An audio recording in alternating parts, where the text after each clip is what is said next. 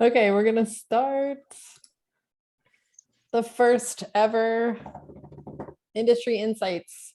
Our topic for tonight is making documentaries, subtitle, and how to turn your doc production skills into paying gigs.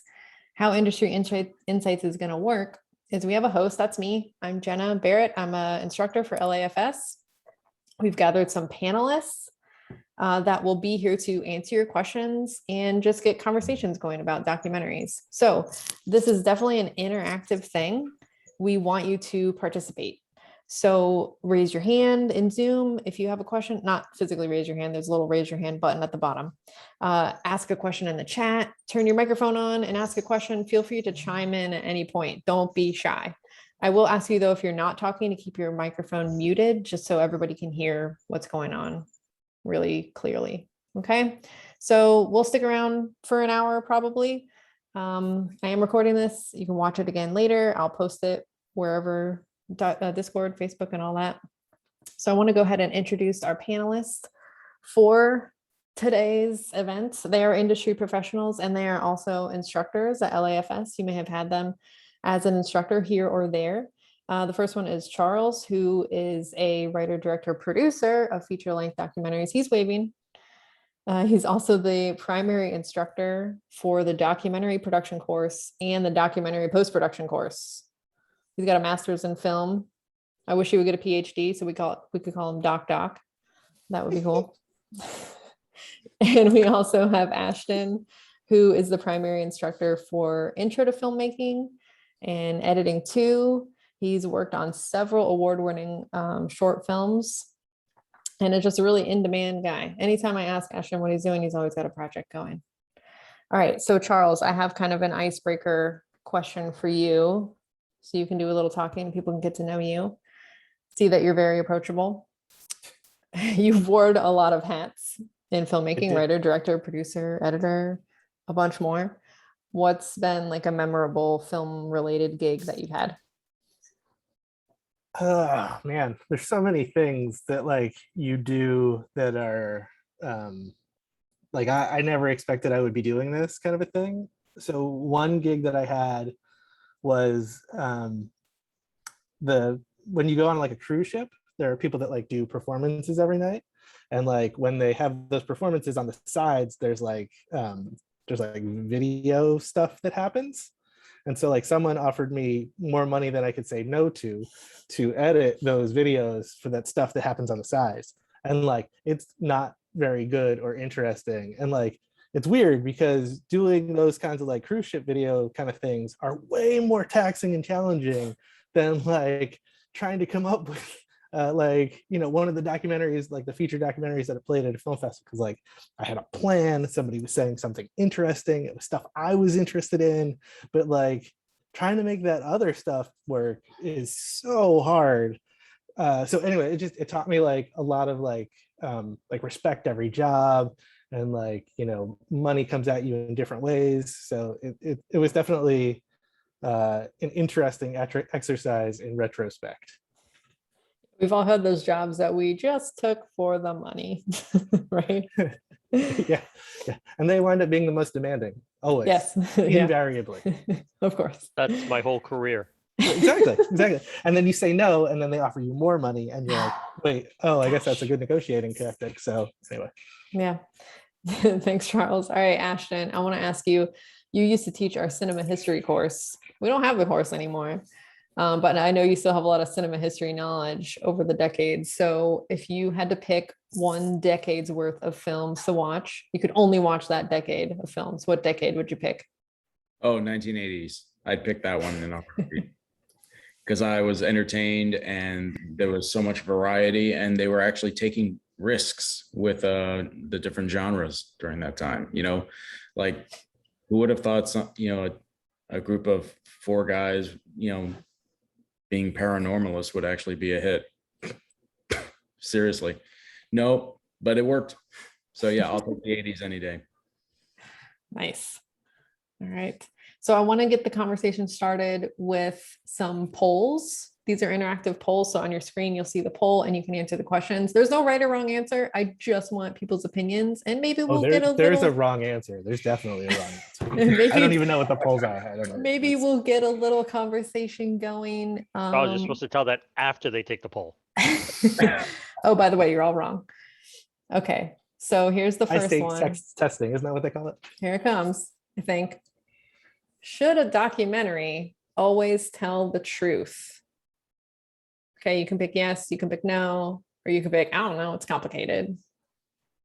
All right, I'll give you a couple more seconds to get your answers in. I can see the answers coming in. Oh, it's neck and neck. Can you guys see the results yet? Because I can't. No. Okay.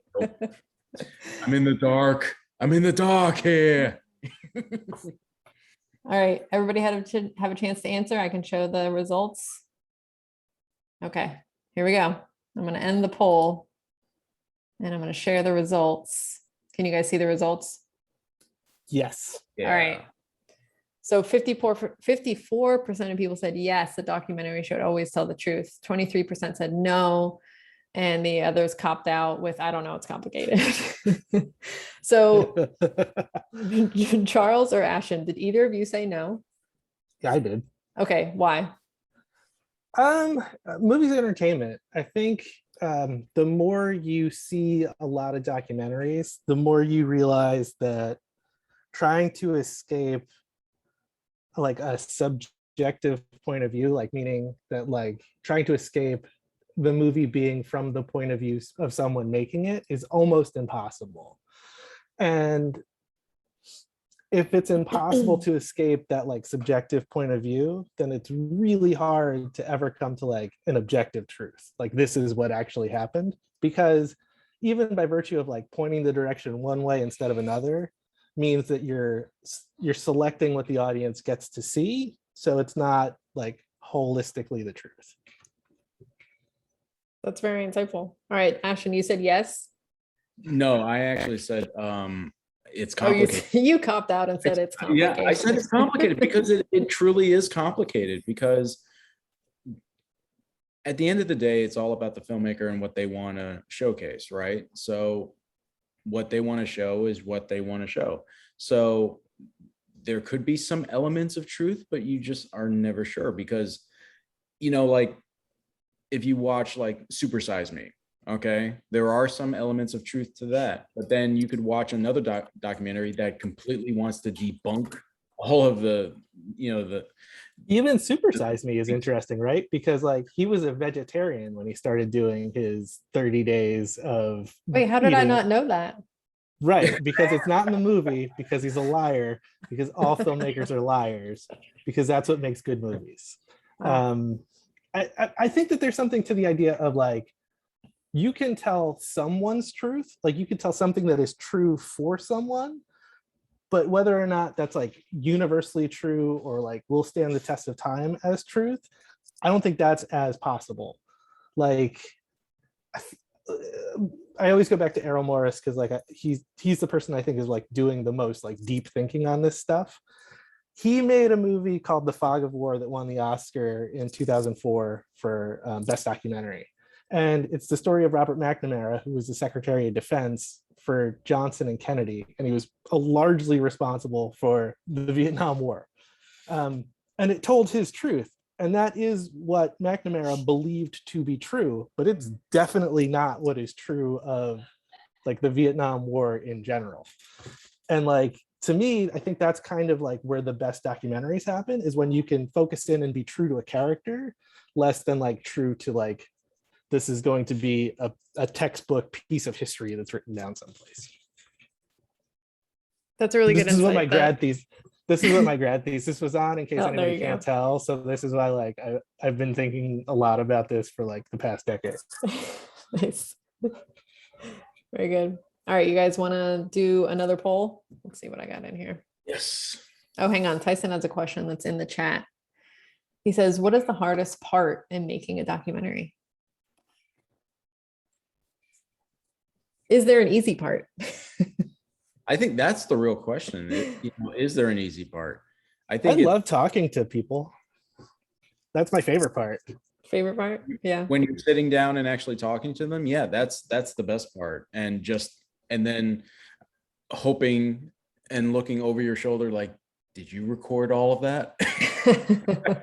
I because think that because if you're the one answering, talking to the person, you're not, handling the equipment. And I'm so hopefully. used to handling the equipment, then I'm just like, it's hard for me to lose that, control and be like, did you get that? I think the hardest part is that I see like the red, blinking. the hardest part is that like first week or month after you get done shooting and you get back to the computer and you just have like a mountain of stuff, and in your head you have different things than was shot, because like Ashton just said, like sometimes you miss things in between, like having to reset the camera or whatever, and like you're like, where's that line that person said that was really great, and it's not anywhere on any of the footage. It only exists in your mind because it was something that was said over lunch. It never happened on film. But then also like seeing what's actually there instead of the movie that you thought you were going to make, all of that, like when you get back and it's no longer just this like big idea, but now it's like concrete footage, that is when I need to like call my therapist and have like multiple meetings in a week. And like I have panic sweats and I'm like miserable to be around. That's the worst for me. That is getting over the hump of just like the initial shock of, I have all this footage. I didn't organize any of it yet. Oh my gosh. Right. Or like somebody messed up and there's like duplicate footage, and like it's okay, you didn't miss any footage, but there's just like this one day that there's two clips of everything. Like, I'm like, pretty sure I saw this already. but you want to skip it yet. It's helpful when you get to that point to like, for me, like to show my footage to Jenna or Ashton or somebody like that you trust and be like, hey, I'm too close to this right now. I just need somebody to talk to about this. Can you watch however much time you have's worth of footage and then let us talk about this? However much I can get in before I fall asleep. Right, exactly. Ashton, I want to ask you a question that came into the DF events email. Somebody who couldn't be here but wanted to ask a question. He says, do you have any tips on naming a documentary? Should I include a subtitle to, quote, explain what the film is about, since the film is about real events or real people? What do you think about that? I would say no. That's really some documentaries I've seen that have had the subtitle underneath really use that more for entertainment purposes of just like, okay, like be prepared, but normally for titles, just go with what the actual subject is supposed to be about. That's what I would do. I wouldn't overcomplicate something like that. Right there. If you're thinking too much on that, you're overcomplicating it. Makes sense. Yeah, good. Charles, do you have any thoughts about that? I do not. Titles make me angry. What did you name? I noticed that when you sent me the blurb about your credentials, you didn't put the name of your documentaries. You just put what they were about. That's because names are stupid and hard, and I'm not good at them. And you named two humans. Well, my wife did most of the work on that one. But like they hire marketing departments to like hire movies and stuff like that. Like these are people that have like very specific goals. It's like flexing an entirely different muscle. Like for me, like when I make the movie, that's everything that I wanted to say about it. And now you're asking me to like put it into like a word. Yeah. You can go to hell. Like, no, I cannot do that. So what are your guys' thoughts for, a student filmmaker who doesn't have a marketing department to, crowdsource, that's not the right word, to market research the names of films? What advice would you give them? Zippy is best. Like short and sweet. Something punchy. It doesn't even need to be related to the movie. It doesn't matter. Okay. Honestly, like, I mean, like when I watch stuff for the film festival, like I get the name and then I watch the movie. It doesn't matter what it actually is. Like, it doesn't matter what the name is related to the movie. That's not a thing. But hopefully when you play a festival, the name is so interesting that it makes people want to go see it and spend 11 minutes with your movie or whatever. I think it might be like naming a song. Like it's either some artsy title that has nothing to do with anything, where you're like, what? Or a lyric from the song. There's two options there. The one Right. lyric that never shows up ever again. that, you know, But then they say it in the movie and you're like, that's the name of the movie. I was fortunate. The short doc that I just made was about this boat during World War II, and the boat happened to be called the USS Terror. So like that was kind of That's like a pretty good. natural, like I didn't need to think much about it. Mhm. But that's the only one that like I'm happy with of all the movies I made. The only title you're happy with. You can't change them once you put it out there. That's done. It's over. It's in the The past. movie formerly known as That's Charles 10 years ago's problem, not Charles today. as this. All right. I want to do, anybody else got a question they want to jump in real fast? If not, I'm going to make you answer another poll. I got a question. Yes, Gerald. So guys, so tell everybody what's the best way to pick the subject for your documentary? Access. I believe there's this like this American Life idea where it's like everybody has an interesting life if you tell the story correctly. And I tend to believe that because you find out weird things about people that you just like that they don't think anything of, that is certainly worth making a 5-minute movie about. But the key is to be able to like have access to the story as it's happening, not just like something that happened in the past. Yeah, if it's something that happened in the past, you're going to have to rely on archival footage, and that's not easy or pretty. It's not dynamic. But Ashton's an editor, so he may have a completely different answer than I do. Well, I'm coming from, you know, just like you, Charles, as a filmmaker, and the first part of me would be, oh, I want to do something interesting and unique, but then I have to return back to reality and like what you just said, access, what I can possibly do with where I'm at, because unfortunately I may want to do something grand and everything, but usually grand costs money. Right. To go somewhere and do whatever. And it's like, well, okay, I'm in Idaho. What can I do in Idaho? Right. So, there's this I could do. I could do that. So I would love to make a documentary about maple syrup, but I live in Florida where there is neither maple trees nor maple syrup. So that's not going to be. You got oranges, though. There you go. But right. So like, that's right. So if I knew somebody that owned an orange grove, boom, we're ready. Let's go do this. Do you know Dr. Phillips? I've only been to his concert hall once or twice. That's about it. So here's a question that's kind of along the same lines of like, how do you choose a documentary subject? Charles, I want you to start with this one. How can you tell what's going to make a good documentary before you shoot it? There's no way. There's no way. The thing I'll say that whatever movie you set out to make, if you wind up making that documentary at the end of the process, you have failed, because that's not the way life happens. So you should be malleable enough to like go with the movie as it's happening. But the things that you would look for, like, okay, we're going to have a framework of something. I don't know if it's going to be good when it's over, but like I know it's going to be over at some point, is when there's like any kind of a natural ending, like this is building towards a competition, or this is building towards a surgery, or like something where there's like a boom, this is going to be an ending. That's probably going to be an okay movie. What happens in the movie, who knows? But like you will have something that's worth watching at the end of it. So something that has a conclusion, or something that has conflict too.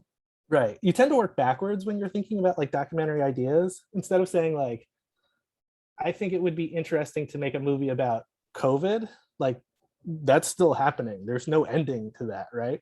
But if instead you make a movie about like, what is an experience of being admitted to a hospital with COVID right now, that has a definitive ending, right? Because you either leave with a toe tag or you go back to your regular life. There's two endings that can happen, and that's it. So that's a more interesting movie than just like, let's talk about the statistics for COVID. Sure. Yeah, that's a great point. Michael has his hand raised. Michael, what's your question? Hello. Can you guys hear me all right? Yeah. Oh yeah.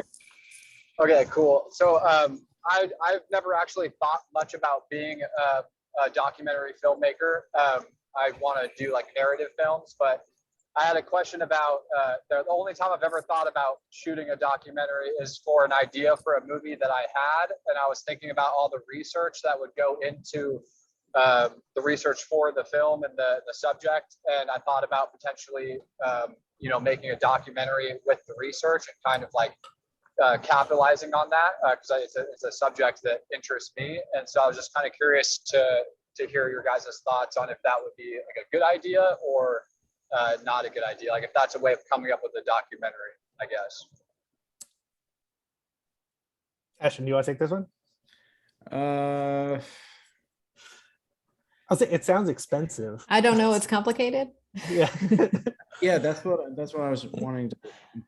It sounds like there's a lot of moving pieces to that.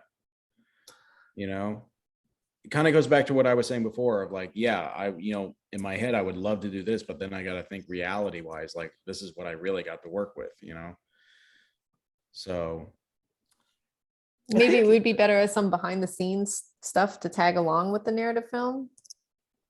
I want to say like Jonathan Demme did it on Philadelphia. I think he spent some time with a lawyer that had either HIV or AIDS and like documented part of that process, but it didn't wind up being a movie. He did. Yeah. So yeah, Jonathan Demme is also a documentarian. So like that makes sense to me, like that his brain would process the footage that way, process the story through footage rather.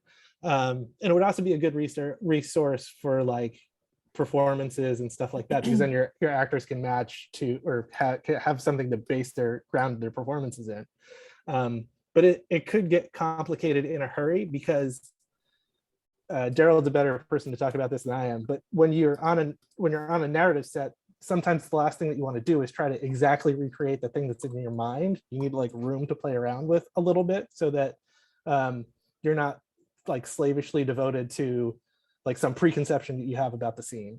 So shooting a documentary of something or shooting documentary footage of something might try to lock you in ways that are not productive or proactive, I guess might be the best way to put it.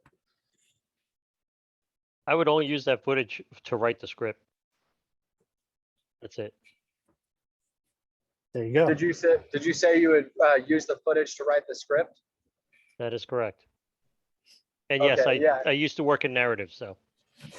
Oh, cool. Yeah, because I was thinking like it's a theme. It's like something that happens like in your day-to-day life. But I just figured that with all the research it would take going into it, like could be a good idea to maybe potentially, like I said, I hadn't really thought about making a documentary much, but I thought that maybe it sounded like there was gonna be a lot of work to be done in like the research aspect of it. And I was like, well, could be something interesting to explore in like a documentary as well, and then get all the pieces for the movie and not completely replicate what's going on. Like it would be entirely like, fictional, but just a subject to research. But it is something that everyone experiences in their life. So thank you guys for answering that. Thanks, Michael. All right, You I would want basically just record what you need for your script and use it as background information so you don't forget, almost like taking a photo of something or, writing down notes and something. So instead of doing that, you would just record it instead, but you wouldn't actually put it together as something that would be standalone, is what I'm saying. Yeah, I did a lot of interviews with some like Iraqi translators that were now living in the US. But it wasn't for a documentary that I was ever going to make. It was just for like to hear their stories and get background to write the script that I was trying to write. And a lot of my skills as a documentarian came into the interviews. Like one of the biggest things that you should take away from this is that if you want to be a documentarian, you have to be more interested in the person that you're interviewing than you are in yourself. A lot of people make the mistake of trying to sound too smart in their questions. Like, I'm going to really lock down this question and lead them exactly where I want them to go. And the truth is that you should just be interested in what they're saying. And that's kind of the process that I use to get more out of these interviews than I think I might have if I didn't have experience as a documentary filmmaker. That's great. I want to direct you guys to the chat. I put in a link to a Google Doc. You should all have access to edit it. If you don't, let me know. But the Google Doc kind of kicks off a conversation about making documentaries, in our subheading, how to turn your doc production skills into paying gigs. So I don't necessarily want to talk about it right now, but I want you guys to just jot down in the left column there. It says, here's a doc skill. So just add some things in there that you think documentary filmmakers would be good at. So I put an example. A documentary filmmaker would have a lot of experience organizing hours and hours and hours and hours of super unorganized documentary footage. I know from experience. And then we'll go in later in the meeting and we'll talk about possible gigs, possible jobs that could relate to. So the organizing footage just speaks right to the assistant editor position. That's somebody who ingests things and organizes, gets everything organizes for the editor to then come in and work on that project. So feel free to just write what you think in that document and we'll come back to it. It's so funny you brought later. that up because like that's the three of us, Ashton, Jenna, and I, since we have like nonfiction editing backgrounds, we look at editing different than a lot of the other instructors here. Probably. Like a lot of the other instructors are like, those two shots don't go together. It's not perfect. And we're like, screw it, it'll work. I can make that happen. That's a jump cut. That's in the film. Yeah. So it's interesting. What's a like, jump cut? Fine, it's fine. It's fine. Leave it. It's I it's just- artistic. It's I just put a fine. white flash on it. It's fine. No, I'll just resize the footage. I'll reverse it. It'll be Yeah, fine. I can make yeah. it work. But you wind up learning a lot of like, oh, the audience is way more willing to go with us than we thought they would be.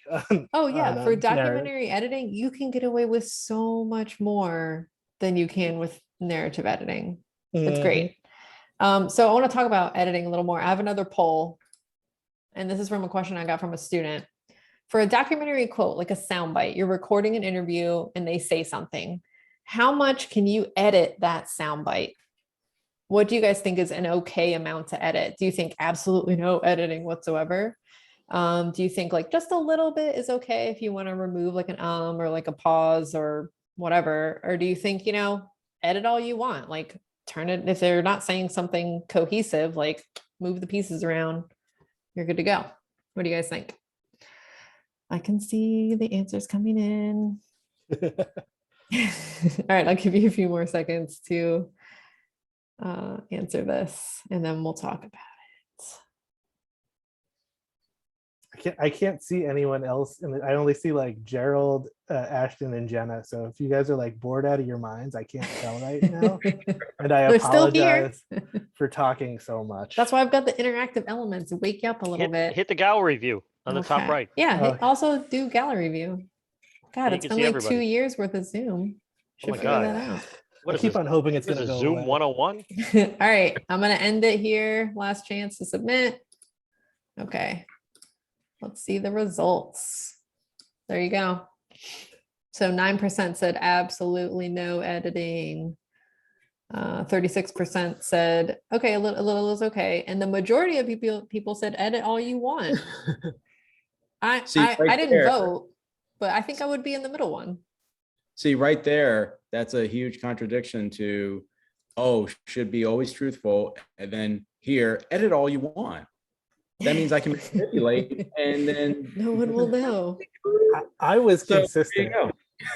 I was consistent. I said edit whatever you want. Put in pictures of your cat. It doesn't matter. No, I did edit all you want. so I don't think Charles has any rules. Not really. Just my don't be boring. experience- That's my Yeah. only- Yeah. Editing for documentaries, editing sound bites, as long as you're not editing the soundbite to change the meaning of what the person said, like take it out of context or like rearrange things to have them say like, I did not do this, or when they really said I did do this, something like that.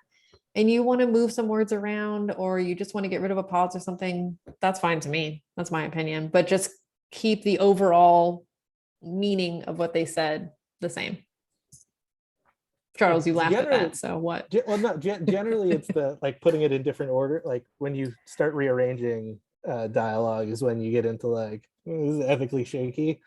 But I don't make a habit of that, but if it's something that they said that I've was done it. good, that would just flow better with my VO if it went this way. listen, most people are stupid and they don't speak like polished as if, honestly, like unless you're interviewing somebody that's like a politician, a doctor who is, used to doing lectures, public figures that have speaking degrees, they're not going to put their sentences in the correct order. They're just not used to it. And sometimes they need help. And a lot of times when you show them what you've done to it, they're like, that's exactly how I meant to say it. Like, Thank you. Or they Yeah, say- you usually get a thank you. Or they say, I've never sounded so good in all my life. or worse, they think that's how they said it. Oh, yeah. See, they don't know.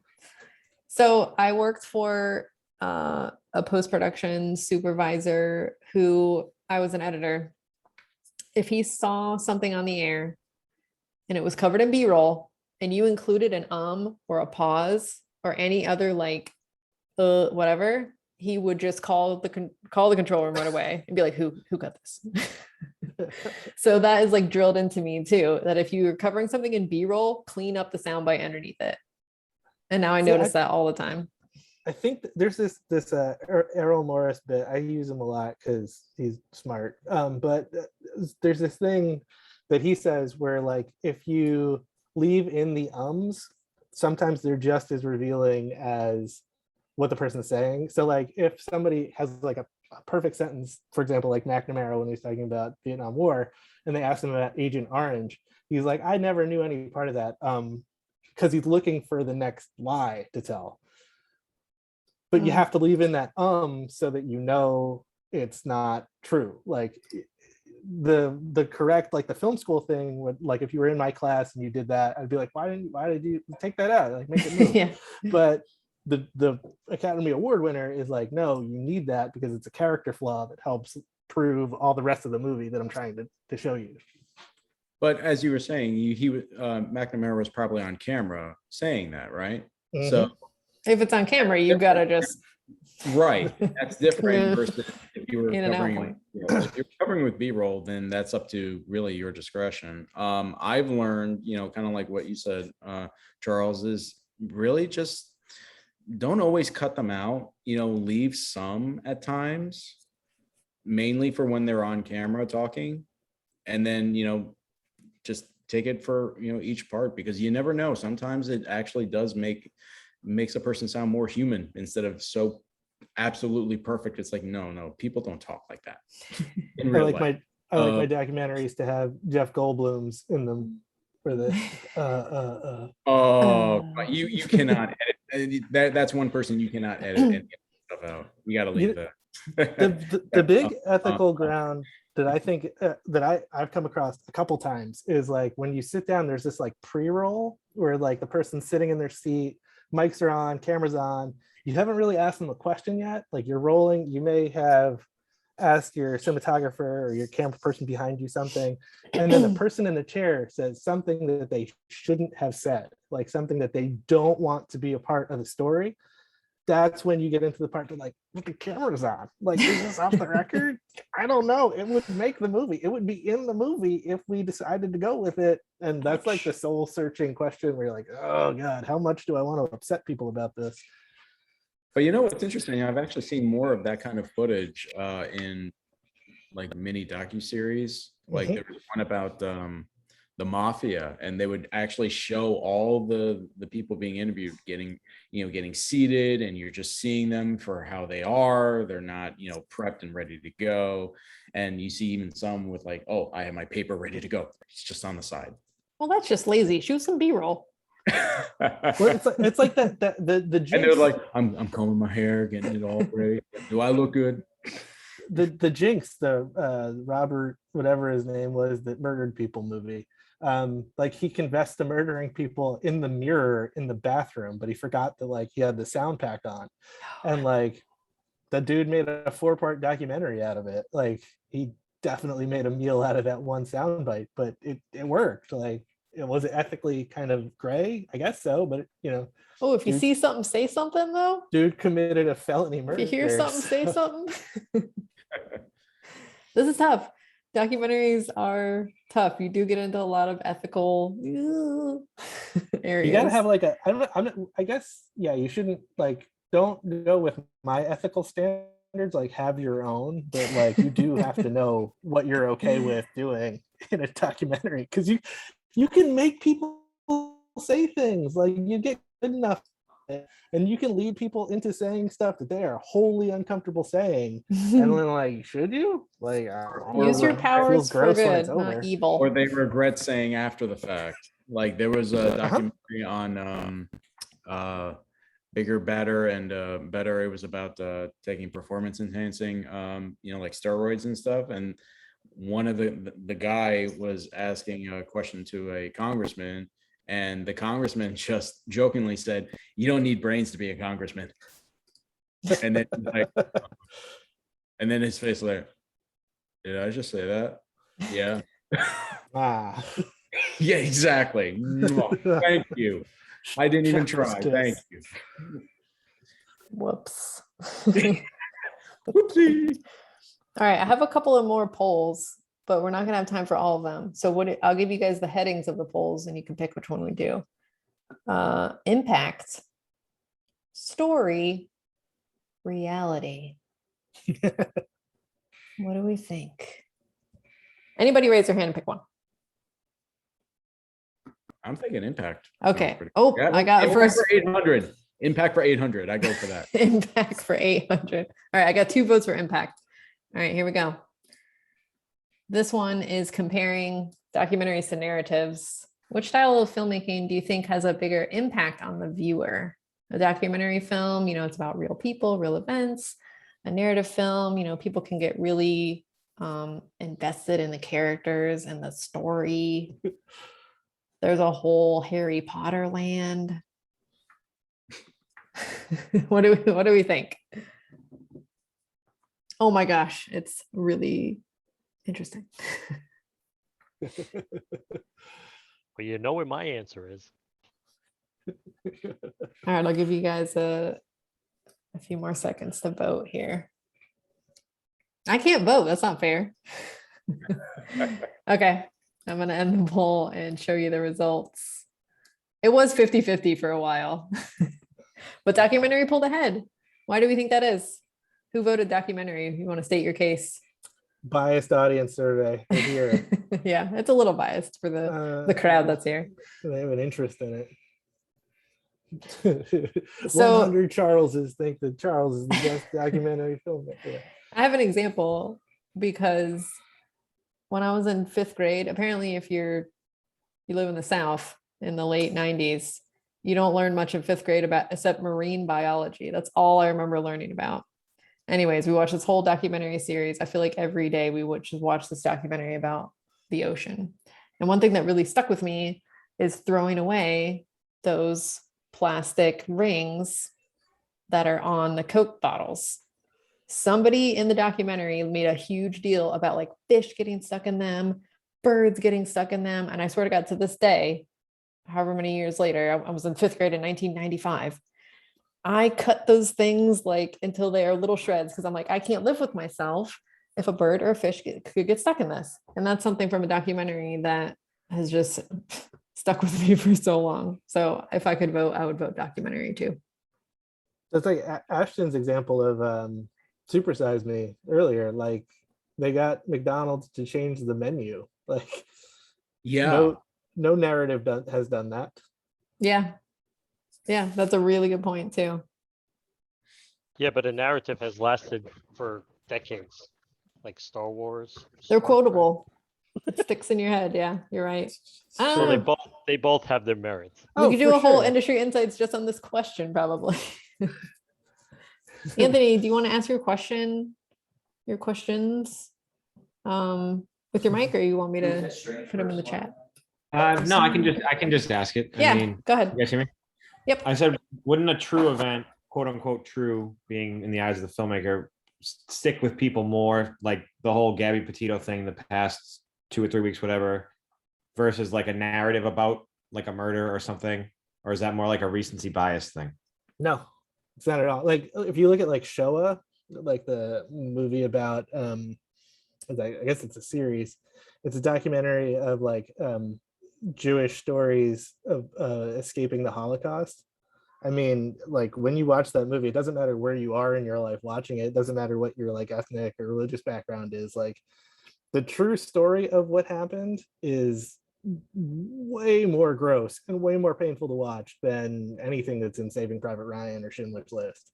Like it's just it's painful. It's painful in a way that like isn't easy to replicate in a narrative. Now, the advantage that narrative has over documentaries is that narrative can be perfect. Like they can get every element of a story to play like a symphony, whereas with a documentary, you're limited by what the storyteller's actual life was. And sometimes it doesn't make sense, and sometimes it isn't as clean or as pretty as a narrative.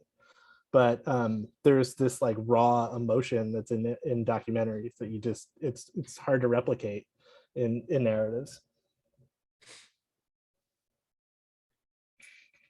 In my humble opinion. Don't you have to say that at the end of everything? Just isn't that like internet talk now? Yeah, just tag it with that. All right, I want to go back to the Google that's Doc. legal talking. Right. No, I'm just gonna make you edit out whatever you said that was wrong, and then post the No, recording. edit out the pause. Edit out that Yeah. pause. Anytime we're covered with B-roll, I'm gonna edit out all the So you're pauses. saying edit out everything Charles has said. All right, some people wrote in the Google Doc, and somebody already answered it. Okay, so a documentary skill could be asking difficult questions. And somebody took the words right out of my mouth, investigative news producer. That's exactly what, if somebody brought up, oops, sorry. I went to the wrong thing. If somebody brought up, hang on, I'm stuck out of Zoom here. There we go, I'm back. If somebody brought anything up about asking questions, I was going to talk about news producers, because I think a lot of time people think that maybe the person asking the questions on camera is the only person who comes up with the questions, and it's not. The producer is the little puppet master back there telling that person what to say. They write scripts. The news producer writes scripts. The news producer comes up with the questions. And that's just a great job that you can build documentary skills with. And you guess what? There are news stations all over the country. There's like 210 news markets that are looking for people who can ask tough questions. So thank you, whoever put that in there. I'm scared to go back to Safari because I messed it up before. Can I just peek at it over here? Hang on. Okay. The other one was working good with your subject. Mortar, how do we think that could translate into a film gig? Who has to be like good with people? It certainly helps when you're doing like local commercials, because these aren't people that are like super comfortable. Like they don't generally have acting backgrounds or anything like that. So if you wind up having to do a commercial for like a local law firm or, you know, appliance store, knowing how to deal with non-actors and putting them on screen it's a pretty useful skill to have. So any kind of local yokel stuff? Yeah, I think so. What's the word I want? Local video production? Yeah. Yeah. The next one is the documentary skill is open to what might come / roll with the punches. I feel like A PA. Actually, like, I think that's the best. that what the person just said is like vitally important for directing music videos, because musicians are all right, I'm giant gonna... assholes who can't control themselves or perform as they are expected to. So you tell them to be there at noon, they'll be there at 5. Like you just kind of be like, all right, well, Okay, I guess we're doing it now. yeah. What about like shooting a wedding and dealing with bridezillas? Oh Lord, yeah. Yes. I would say that would actually top Or music. groomzillas. Oh, Those too. I think for both of those, like one thing like when you wind up shooting a documentary often is that it kind of teaches you to like always be shooting, like just don't turn the camera off, because bad things happen when the camera's off. And that's like super helpful when you shoot weddings. 'Cause, Oh like, gosh, if you miss something, yeah, there's it's no bad. take two. It's not It's coming bad, back. real bad, real bad. People will Hey, deal guys, I with know you just said I do, but can you start, from the top and then, take two? Thank you. Oh, people will deal with like Uncle Harry jumping into frame and his butt blocking the perfect shot, but they will not deal with, what do you mean you didn't get us cutting the cake? Like, that's not okay. Oh, too busy eating the cake. Sorry. Yeah. or shoving it into the face of, somebody else. You wind That up too. dealing with like so many extremes for things that you wind up getting pretty good at a lot of stuff when you do documentaries. Like, I didn't set out to be somebody who works with sound. That was not on my list of things that I wanted to learn. But just because you wind up recording in like so many different sound environments and you can't really bring a fifth, fourth, person on your crew, like you learn to be good enough with sound, and you learn like how to make all the sound in your movie sound roughly the same amount of bad. Like, it's not going to sound good, but it'll be passably bad. Like, That is an you wind- excellent point, because if you have great sound and then one terrible piece of sound, your ear's going to be like, oh my God, that was disgusting. no, But if you know, have like, all terrible sounding sound, you just Right. get used to it and you watch the whole movie that way. and that's the thing that happens a lot in documentaries, right? Because you have these like lockdown setup interviews where it's like, we completely control everything. The sound dies as soon as it hits the microphone. It's perfect. There's no reverb. And then the next day you're recording in what looks like an all metal room with metal cabinets and metal shelves everywhere. And like, it sounds awful. Well, you can't make the bad ones sound great. That's just not going to happen. But you can make the good ones sound not as good. And it kind of evens back out again. Yes, I think we discussed this. I can't remember if it was before the meeting or during, but that you can get away with so much more in documentary filmmaking than you can with narrative. Narratives, you got to be perfect. Documentary, we're okay. Yeah, we expect things Gerald to happen. died a It's real little bit life. when I said that. I saw it. He died inside a little bit when I said that that's what you have to do making a documentary. That hurt a little. I'm I have, sure it I have a did. question for you guys.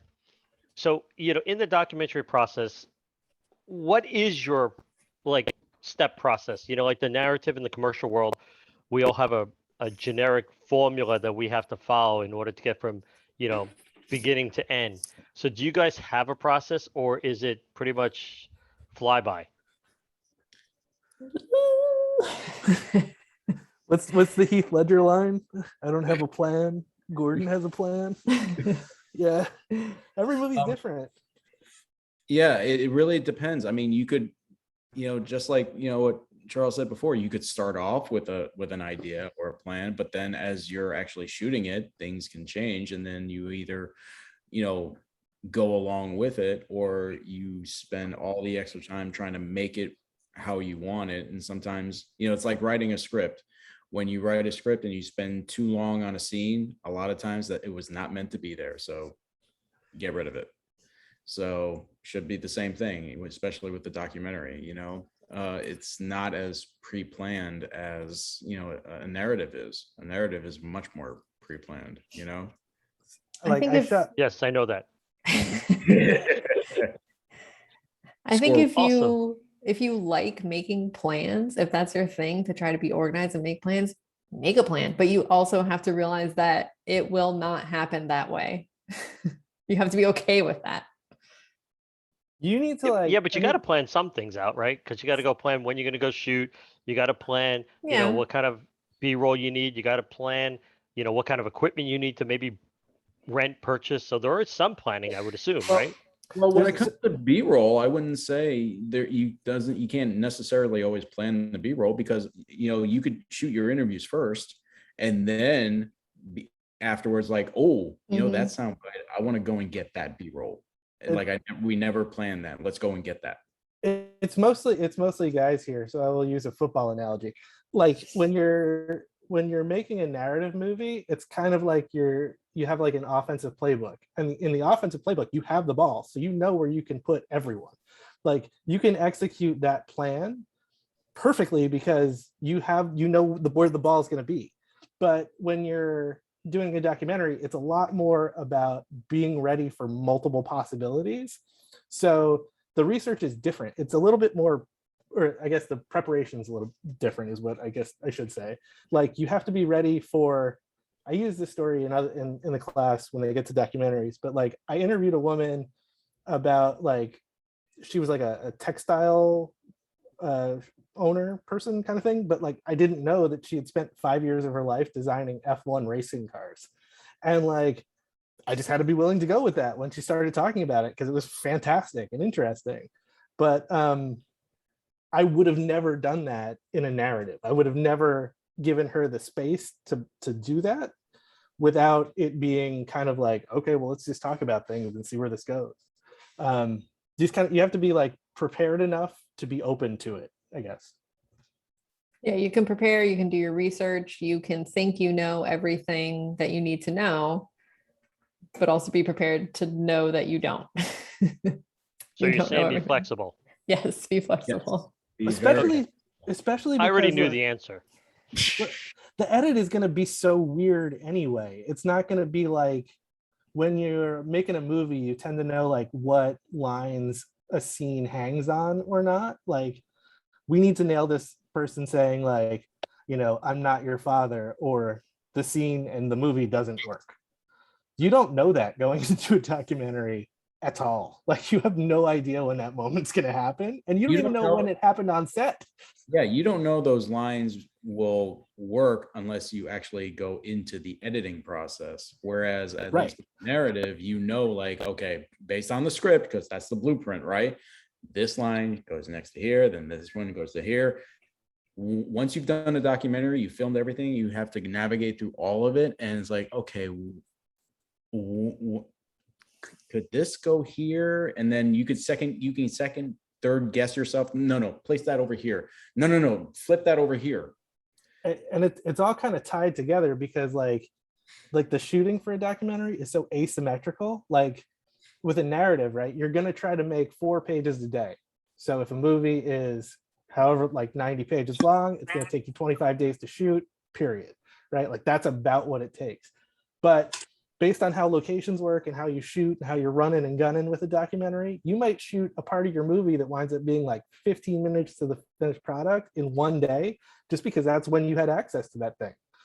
And another day you may shoot for 12 hours and get a 15 seconds worth of interview that's worth it. Like you don't know going into it what's going to be worthwhile and not. It's frustrating, but fun.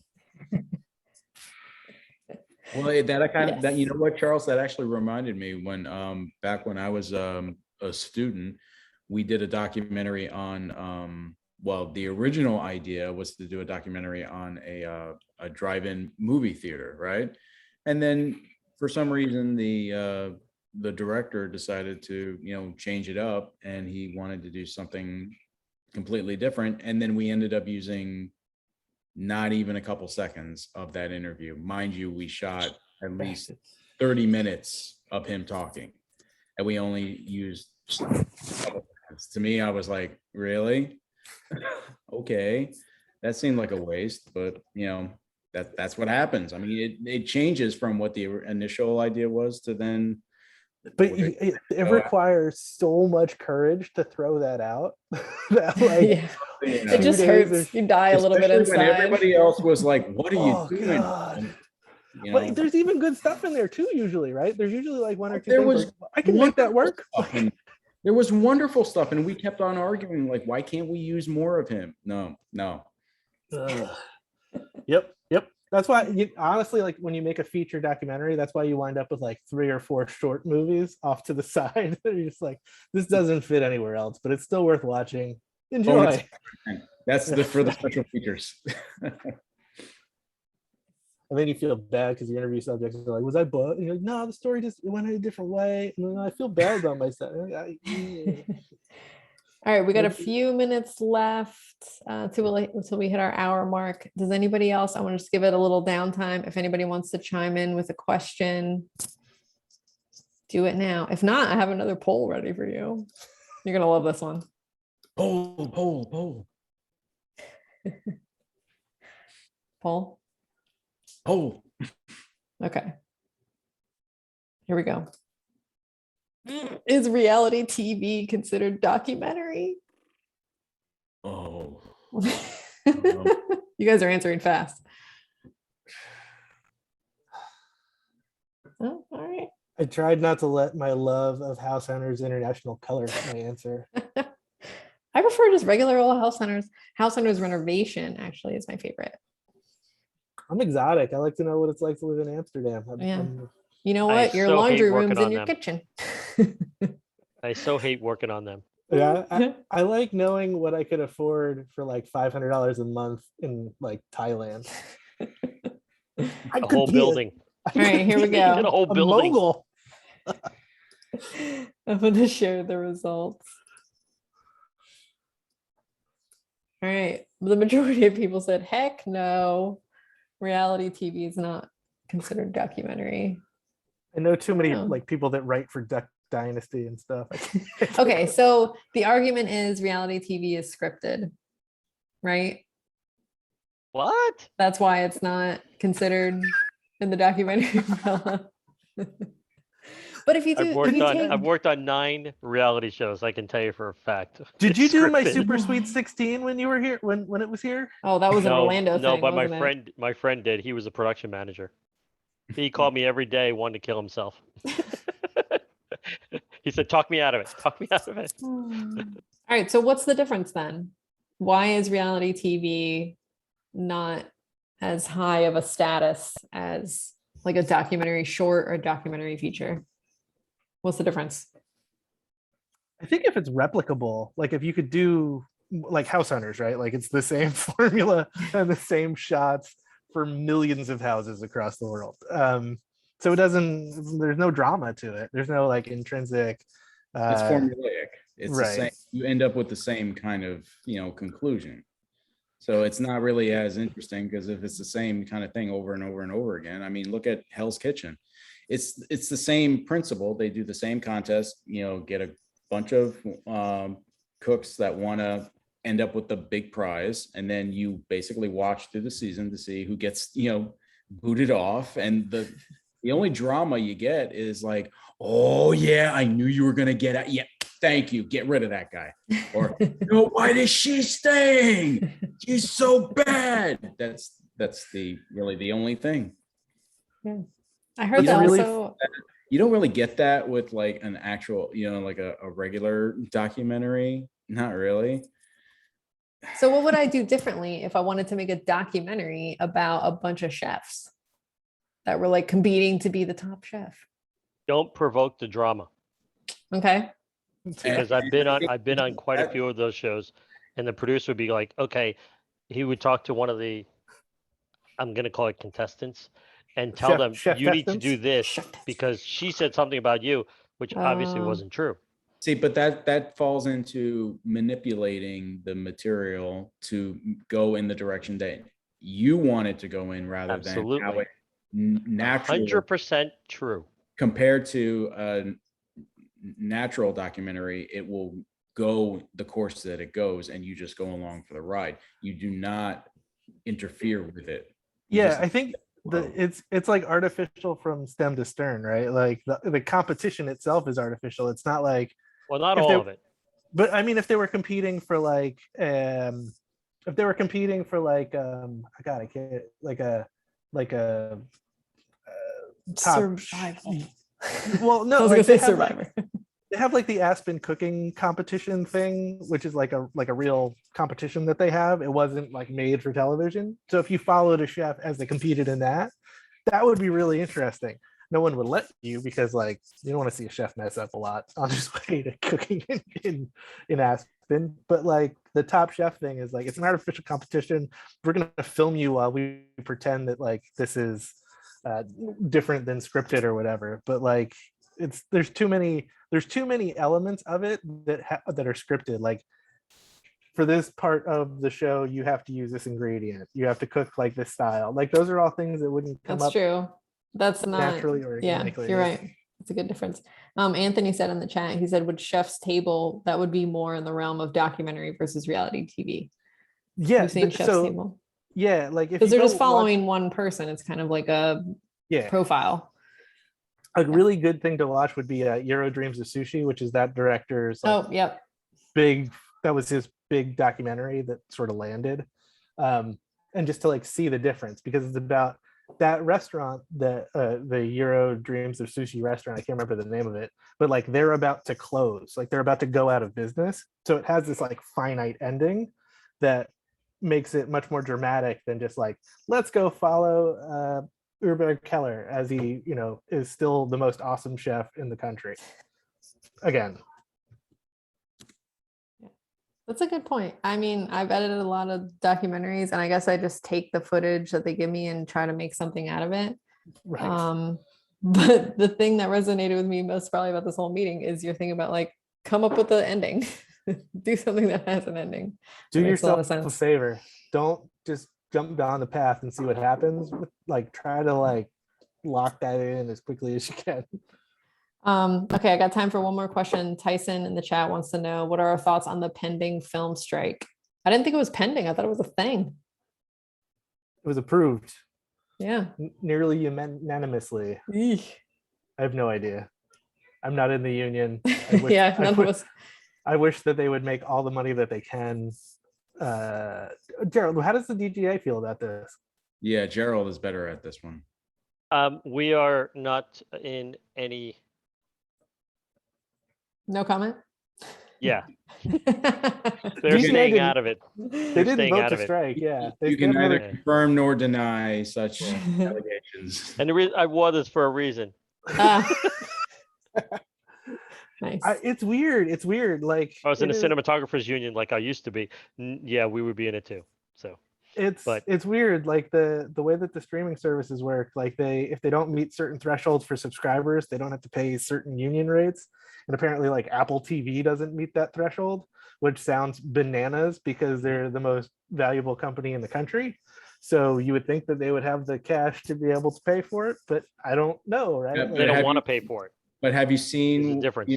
Have you seen the programs that they have on Apple TV? It's Same with You don't Disney like Ted Plus. Lasso? Mythic listen, Quest. listen, Mythic when Quest. I got Apple, when I signed up for it for free, and then I saw mostly just Snoopy stuff, I'm like, great, that's lovely. This is the best you got. Wow. They What do you have chose- against Snoopy? They I'm chose not to gonna get do, Snoopy, what's but if wrong with that's you? all they got, it's like that's all I'd watch. they chose to do 5 shows well instead of 100 shows poorly, like some other streaming services that will remain nameless. Peacock. Oh, Peacock. Peacock one could have cares. had Ted Lasso. No one Didn't they cares invent about the that lost character? symbol. Yeah. See, this go back to that Peacock. Why would I get a streaming service named Peacock? Who thought that was a bright idea to name it like that? Is that NBC? That's Yeah. NBC's, yeah. Yeah, It's well, like, NBC is the Peacock channel. I know, their- but why that's would Their their you? mascot. logo. That's Of their all the logo and their things, mascot. I don't What's on, know. what's on Peacock? My thing about that is like, how are you gonna have It's branding, dude. Branding. how are you gonna have a streaming service like that and not have your most successful franchise on it? Like they don't have the Fast and the Furious movie. They don't have all the Fast and Furious movies. Like what I are think we it's- doing here? They, I think they don't it's want to pay the really- rights. Yeah, Of it's course. interesting how all of these streaming would've been services millions. are like branching out and having their own content, but a lot of them launch without their content because somebody else has the rights to it for the next 5 years or something. Yeah, because they didn't think about it before the Even pandemic. longer. Yes. Yeah. Yep. They Yeah. sold it to the highest bidder. Harry Basically, Potter. basically, Yeah, Harry Potter. basically cable is now digital streaming. You have to, oh, you want that movie? Well, you got to get this streaming service. You got to get this, you got to get that. So now it's like we dumped cable for a reason, but now we're kind of going back to the same thing again. Just, They're gonna Inter- get their money from us. It'll be okay. one way. Yep. Well, streaming service is the only one that does not pay royalties. It's garbage. Everyone else does. Except for All news. right. News does not pay royalties either. We're getting a little off topic of making documentaries. So I'm gonna say that we're done with the making documentaries topic. Does anybody have any final questions about making documentaries? Did we add anything else to the Google Doc? Oh, that was it. We No. covered that. I think we covered so much stuff. And thank you guys for participating and coming to this. If you want to watch it again, we recorded it. And I'll put it on Facebook and YouTube. If you have any other thoughts, how we could make this better, other topics that you'd like to be discussed, email dfevents@lafilm.edu and we'll work on that. So, What's the next topic for next month? oh, you know what, Gerald? I'm glad you asked because I have a slide here that shows all of them. Of Let me course make you sure do. I got the right thing up here. Uh-oh, I back knew to the you keynote. would. Hang Back on, to the I'm gonna get keynote. lost in Zoom again. Hey, there you go. That is all. That's a bunch of upcoming events. So the industry insights. The next one is screenwriting, and we also have the 3x3x3 screenwriting competition in the same month, which makes sense. And a lot of the trivia's. If you don't come to those are super fun. Lights, camera, answer. We're doing Harry Potter coming up. So take a screenshot of this, or you get the newsletter every month. We'll have these to come to, but we really appreciate you coming out and talking to us and listening. All right, I'm gonna stop sharing. So If hopefully you you come get your up with screenshot. any questions later about documentaries, because that's what I always do, is think of things I should have asked. Can you 72 guys hours write your later. emails in the chat? dfevents@lafilm.edu. That's the main one. If you send something to that, I get it. A bunch of other people get it too, and we'll answer your question. So there's Definitely feel Charles's. free to me a Discord or an email. I'm happy to pontificate. I think I've proven that tonight. I have an ear infection, so that might be part of the, like, I can't, I feel off balance right now. Ouch. It's not good. Thank you Yikes. guys for coming. Yes, thank Yeah, it you was for great having coming. you all. Been a great audience. Thanks for Thanks for hanging out, Gerald. participating. Hopefully some of you are going to go be inspired and make some documentaries, make some for your capstone projects. We look forward to seeing them. All right, can't have a good wait. night, everybody. I can't wait for the documentary class. Yay, that's Charles's class. You'll probably Yes. have him. That's gonna be the best class, I feel. That feels like a lot of pressure. I'm uncomfortable with that. Well, you got several months, I think, to shape up. Yep. Me or him? You. Oh God. See you guys. All right, thanks, guys. Bye. Bye.